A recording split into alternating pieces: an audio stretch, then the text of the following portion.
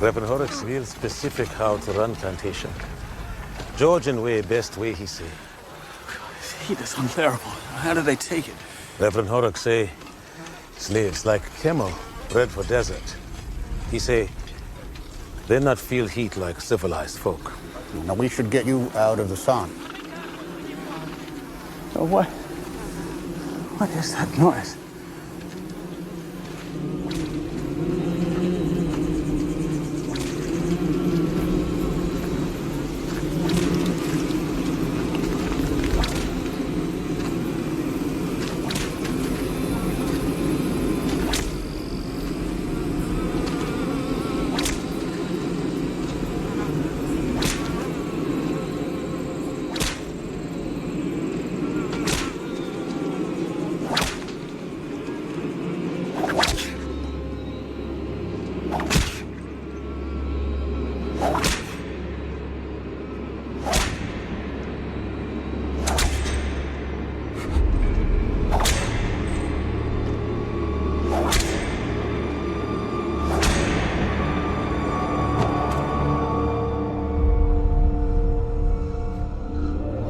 My name is Hughes. I was born in Charlottesville, Virginia. My grandfather belonged to Thomas Jefferson. My grandfather was 115 years old when he died. And now I am 101 years old. Things come to me in spells, you know.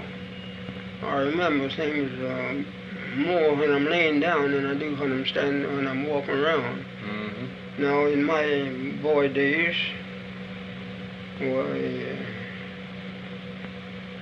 boys lived quite different from the way they live now. But boys wasn't as mean as they are now either. Boys lived they had a good time, and the masters didn't treat them bad. And they was always satisfied. They never wore no shoes until they was 12 or 13 years old. And now people put on shoes on babies, you know, when they're month old. I don't know. Put shoes on babies. Just as soon as you see them out in the street, they got shoes on. I told a woman the other day, I said, I never had no shoes till I was 13 years old. She said, what, but you bruise your feet all up and stump your toes? I said, yes, many times I've stumped my toes and blood run out of them. That didn't make them buy me no shoes. And I've been,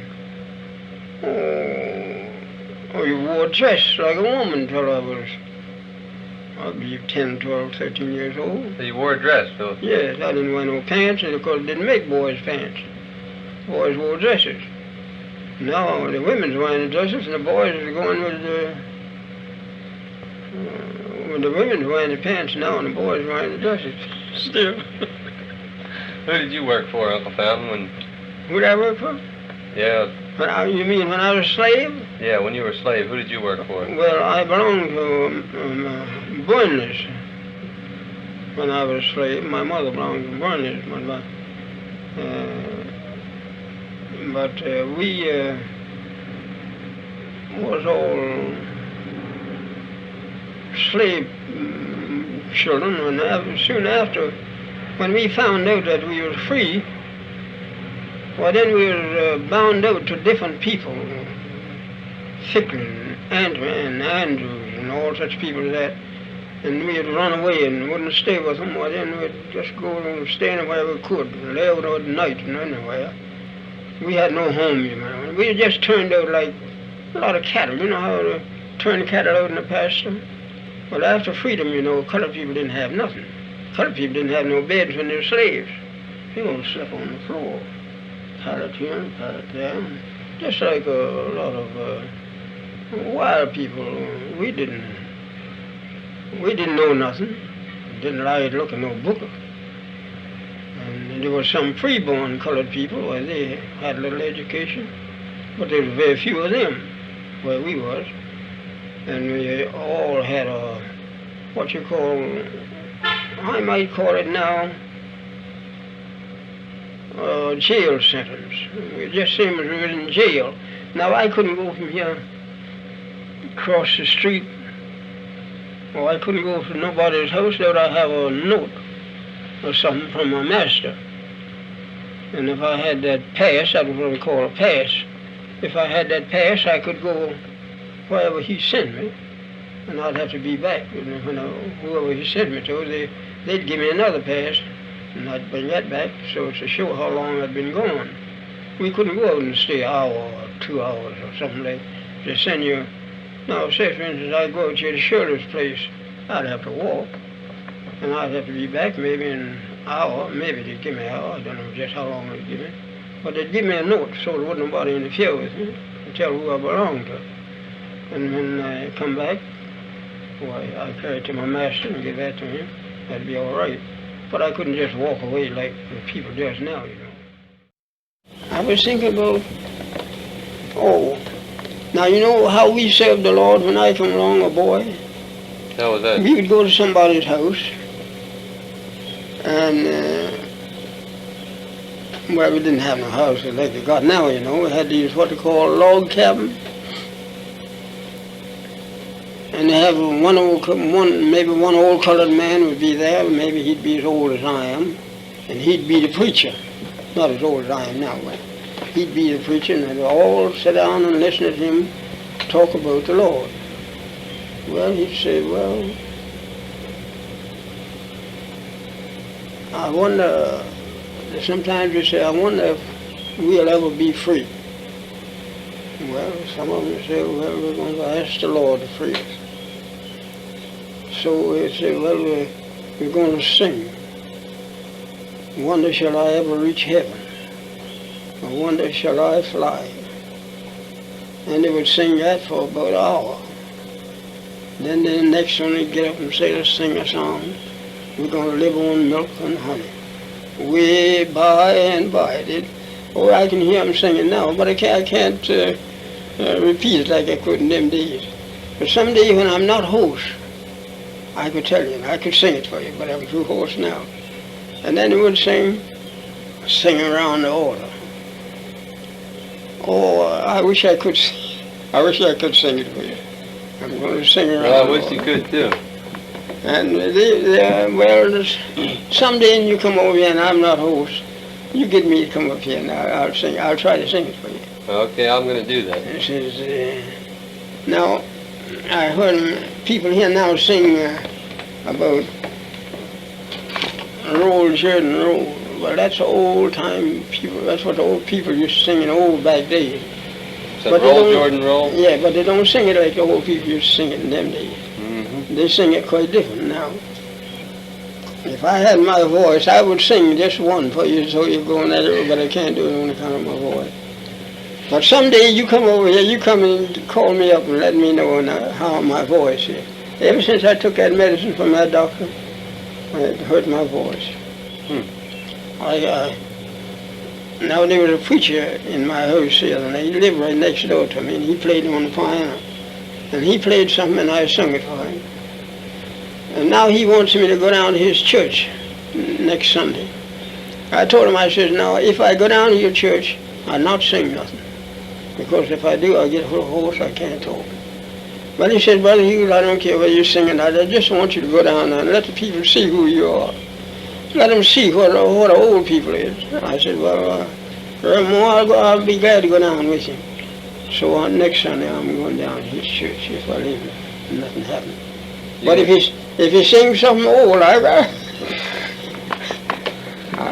Let's sing along with it. I feel the spirit now, but I can't. I got to keep quiet. All right, Miss Shaw, can you tell me a little bit about yourself? Well, I was born near Baywood, Virginia, in 1909. My parents were James and Lucinda Greer. And my grandmother was a slave. Yes, my grandmother was a slave. My mother was raised, white people raised her from a child up to her marriage. She was raised in North Carolina. Now, where did I go from there? How did it happen that white people raised your mother? How did that happen? My grandmother was a slave, and she lived with these people. And she died, and my mother was a little girl about 10, 11 years old. And these white people kept her and raised her. She even went to school. She had very good, she could read very well and count too. But I had 3 sisters and 7 brothers. And there's only 2 of us living. And of course I only have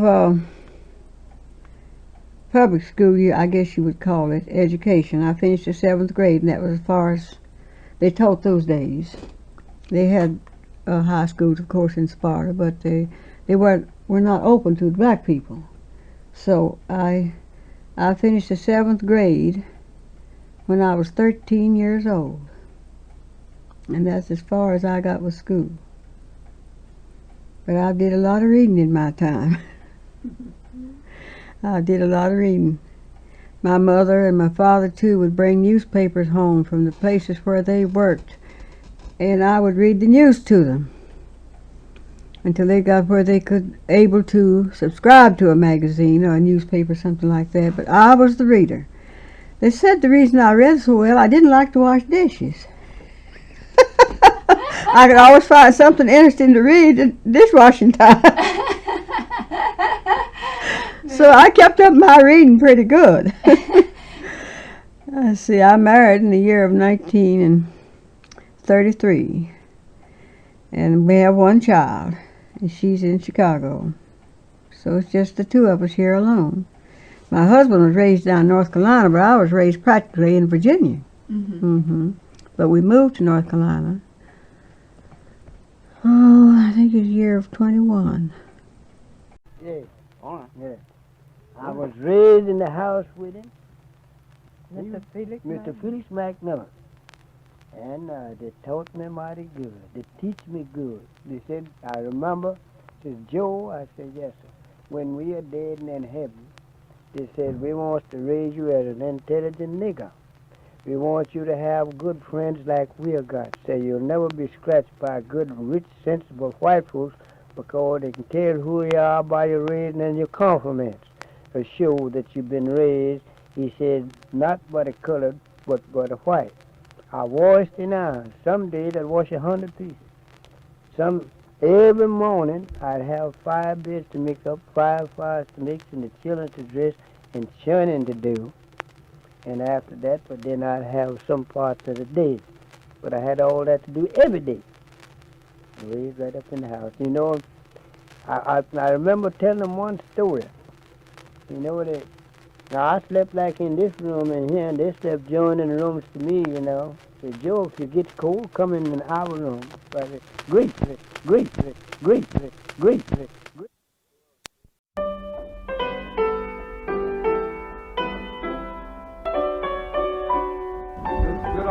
the ripe age of 102, you must have had some interesting experiences. Tell us one of them when you were a little girl. Yes.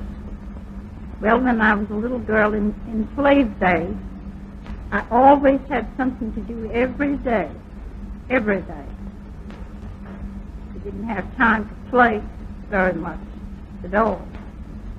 But I myself was in the house for most of the time. In days like this, while we were outdoors, pulling up weeds or picking up feathers where the chickens was all make them through the yard, or every day. And in cloudy days, while we were in the house, we had a big pan of sand, silver sand and an old slipper, scrubbing up the floor in the big dining room where they ate the meal. Mr. Haney, where did you live as a slave? I was a slave all my life. Where did you live? I told you where I lived, but in Washington. Where did you live before Washington? I told you. But John Henry Falk may have experienced the most profound effect. He was a graduate student when he interviewed the former slaves, including the 2 women you hear in this broadcast. Himself interviewed just before he died in 1979, Falk was going on about how he believed in giving blacks the right to go to school, giving them the right to vote, giving them the right to go into anything they qualified for. And then he said he experienced an epiphany. I was sitting out on a wagon tongue with this old black man, and was telling him what a different kind of white man I was. I remember him looking at me very sadly and kind of sweetly and condescending and said, "You know, you still got the disease, honey. I know you think you're cured, but you're not cured. You can't give me the right to be a human being. I'm born with that right. Now, you can keep me from having that. If you've got all the policemen and all the jobs on your side, you can deprive me of it. But you can't give it to me, because I was born with it just like you was." And my God, it had a profound effect on me. I was furious with him. But the more I reflected on it, the more profoundly it affected me. And I realized this was where it really was. Tell you the truth, when I think of it today, I don't know how I'm living. I remember that just as well look like to me I can. Been slaves all our lives. My mother was a slave, my sister was a slave, father was a slave. They know nothing about reading right. All that I know, they teach you to mind your master and your missus. Mom and them didn't know where to go. You see, after she would go, just like he turned something out, you know. They didn't know where to go. They are haunting voices from the past, not actors reading a script or scholars reading a text, but the actual voices of men and women, Americans, who were born in slavery. My name is Fountain Hughes. I was born in Charlottesville, Virginia. My grandfather belonged to Thomas Jefferson. My grandfather was 115 years old when he died. And now I am 101 years old. Other people didn't have no beds when they were slaves. People slept on the floor. Pallet here, pallet there. Just like a lot of wild people. We didn't know nothing. Didn't like looking no book. Harriet Smith, remembering what she saw as a small girl during the final days of the Civil War. We said, I stood on that picket fence all day long seeing them soldiers going back to San Antonio and different places. Colored soldiers in droves. That's right along by our house. Our home is a two-story house, a white folk. These recorded memories were among thousands of interviews done with ex-slaves in the 1930s and 40s. Can you remember slavery days very well? Of course, I remember all our white folk.